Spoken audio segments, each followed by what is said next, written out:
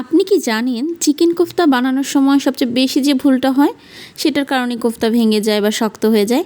কিন্তু আজ আমি এমন একটি সহজ টিপস দেখাবো যেটার অনুসরণ করলে আপনার চিকেন কোফতা হবে একদম নরম, জুসি এবং রেস্টুরেন্ট স্টাইলে। তাই ভিডিওটি শেষ পর্যন্ত অবশ্যই দেখুন, কারণ শেষেও থাকছে আরও কিছু গুরুত্বপূর্ণ টিপস। তো এখানে কোফতা কারি বানানোর জন্য আমি চিকেন ব্রেস্ট নিয়েছি হাফ কেজির মতো। তো এটাকে ভালো করে পানি ঝরিয়ে আমি কিমা করে নিয়েছি। ব্লেন্ডারে করতে পারেন, পাটাও করতে পারেন। অবশ্যই একদম শুকনো থাকতে হবে, কোনো পানি থাকা যাবে না। তারপর এখানে 1 চা চামচ আদা রসুন বাটা দিয়ে দিলাম। তারপর দিয়ে দিব এখন গরম মশলা, তারপর কোফতার যে মশলাটা রাঁধুনি সেটা দিয়ে দিলাম। তারপর এই তো এখন দিচ্ছি গরম মশলা, আর দিয়েছিলাম টালা জিরার গুঁড়ো আর কি। তারপর দিয়ে দিলাম পেঁয়াজ কুচি। আপনারা আপনাদের পছন্দ অনুযায়ী পেঁয়াজ মিহিও করতে পারেন বা একটু মোটাও করতে পারেন। তো এরপর দিয়ে দিলাম স্বাদ মতো লবণ। এখন এই সমস্ত উপকরণ ভালো করে মাখিয়ে নিব। ও হ্যাঁ, এরপরে দিয়ে দিচ্ছি মরিচের গুঁড়ো। আপনারা আপনাদের ঝাল খাওয়ার টেস্টের উপর মরিচের গুঁড়ো দিয়ে দিবেন।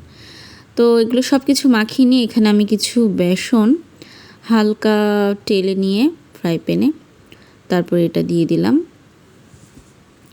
তো এটা দিয়ে আমি এটাও ভালো করে মেখে নিব। বেসনটা দেওয়ার মেনলি কারণ হচ্ছে এটাই মেন ট্রিক্স বলতে পারেন, যে এই বেসনটাই আপনার এই কোফতা কারিকে ধরে রাখবে, ভাঙতে দিবে না। তো এই বেসন দিয়ে আমি এখানে গোল গোল আকারে আপনাদের পছন্দের শেপ অনুযায়ী করে নিতে পারেন। তো আমি এখানে গোল গোল করে নিলাম, প্রায় 1 কেজির মতো, অনেকগুলো হয়েছে।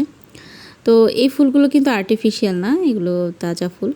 তো এখানে আমি কিছু পেঁয়াজ বেরেস্তা, আর যেটা নিব এটাই হচ্ছে মেন ট্রিক্স, নারিকেল। সাথে নিয়ে নিলাম কিছু কাঠবাদাম। এগুলো সব কিছু ব্লেন্ডার করে এখন আমি ফ্রাই প্যানে তেল গরম করে তারপরে বাদাম বাটা, পেঁয়াজ বেরেস্তা আর নারিকেলের যে পেস্টটা করেছি সেটা তেলের উপর দিয়ে দিব। গরম তেলের উপর দিয়ে এটাকে একটু ভাজা ভাজা করে নেব, মানে কষিয়ে নিব আর কি। একটু পানি দিয়ে কষিয়ে নিয়েছিলাম।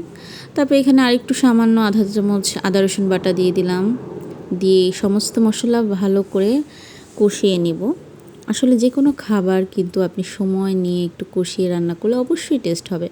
তারপর এখানেও একটু মরিচের গুঁড়ো দিয়ে দিয়েছি হাফ চা চামচ। তারপর দিয়ে দিলাম একটু ধনে গুঁড়া। তো তারপর দিয়ে দিলাম জিরা গুঁড়া, হাফ চা চামচ করে দিয়েছি, যেহেতু আমি চিকেনে আরও মশলা দিয়েছি। তারপর হাফ চা চামচ হলুদের গুঁড়া। অবশ্যই হলুদের গুঁড়াটা অল্প দেওয়ার চেষ্টা করবেন, বেশি হলুদের গুঁড়া কিন্তু ভালো লাগবে না। তারপর সামান্য একটু লবণ দিয়ে দিলাম জাস্ট এই গ্রেভিটার জন্য। তো এই সমস্ত মশলাগুলো এবার আবার ভালো করে ভাজা ভাজা করে নেব। তো এখানে যেহেতু বাদাম আছে, নারিকেল আছে, লেগে যাওয়ার সম্ভাবনা থাকে, একদম নাড়ার উপর থাকবেন, তেলের উপর এই মশলাটাকে ভালো করে ভেজে নিয়ে আমি দেন একটু গরম পানি দিয়ে দিলাম, যেন এই গ্রেভিটা সেদ্ধ হয়ে এসে এবং এটা আরও একটু কষে। তো যতটুকু গ্রেভি রাখতে চান আপনারা চিকেন কোফতা কারি, ততটুকু পানি দিবেন, একটু বেশি দিবেন, তারপর এটা টেনে আসবে। এবার দিয়ে দেব টক দই। আপনারা অবশ্যই টক দেওয়ার চেষ্টা করবেন। যদি টক দই না থাকে তাহলে গুঁড়ো দুধের সাথে একটু লেবুর রস মিলিয়ে দিলেই কিন্তু টক দই হয়ে যায়। তো আমি এখানে প্রায় 2 টেবিল চামচের মতো টক দই দিয়ে দিলাম। এখানে অবশ্যই টক দইটা দিবেন, স্কিপ করবেন না। টক দই দিয়ে আবার মশলাটা আমি ভালো করে কষিয়ে নিলাম। এই তো কষতে কষতে আমি আরেকটু গরম মশলা দিয়ে দিলাম। গরম মশলাটা দিলে এটার স্বাদটা খুবই ভালো আসে। তো এই তো যখন দেখবেন মশলা কষতে কষতে তেলটা উপরে আসে, ভেসে ওঠে, তখনই মনে করবেন মশলা কষানো হয়ে গেছে। তারপর আমি আবার একটু পানি দিয়ে দিলাম। এই পানিটাই আমি আর কি গ্রেভির পানিটা দিয়েছি। তো এরপরে পানিটা যখন ফুটে উঠবে তখন আমি কোফতাগুলো দিয়ে দেব। এখন কোফতা দিয়ে কিন্তু বেশি করে রাখবো না, কারণ চিকেন ব্রেস্ট পিস কিন্তু হতে বেশি সময় লাগে না।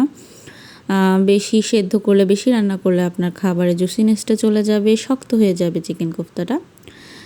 যতটুকু রাখা দরকার সময় ধরেন, এটা দেওয়ার পর আমি প্রায় 5 থেকে 7-8 মিনিট রেখেছি। তো যখন এরকম তো দেখতে পাচ্ছেন, দেওয়ার সাথে সাথেই কিন্তু এটা আস্তে আস্তে হয়ে আসবে, পানিটাও টেনে আসবে এবং কোফতাটাও হয়ে যাবে। তো এই তো যখন এই যে উতরিয়ে উঠেছে, তখন আমি এই তো সামান্য একটু ধনেপাতা দিয়ে দিলাম। ধনেপাতা দিয়ে তারপর আমি এখানে দিয়ে দেব কিছু টালা জিরা। অবশ্যই আপনারা জিরা টালাটা অবশ্যই ইউজ করবেন, এটা স্কিপ করবেন না। তারপরে এখানে দিয়ে দেব কিছু গুঁড়ো দুধ। গুঁড়ো দুধটা আপনার এই কোফতা কারিকে আরেকটু ফ্লেভারফুল করবে। এই তো আমি একটা উঠিয়ে দেখছেন কতটা ভিতরে সফট আর জুসিনেস হয়েছে, কোনো শক্ত হয়নি, খেতে খুবই ভালো লাগে। বাসায় অবশ্যই ট্রাই করবেন এরকম একটা চিকেন কোফতা কারি। তো সবাই ভালো থাকবেন, আল্লাহ হাফেজ।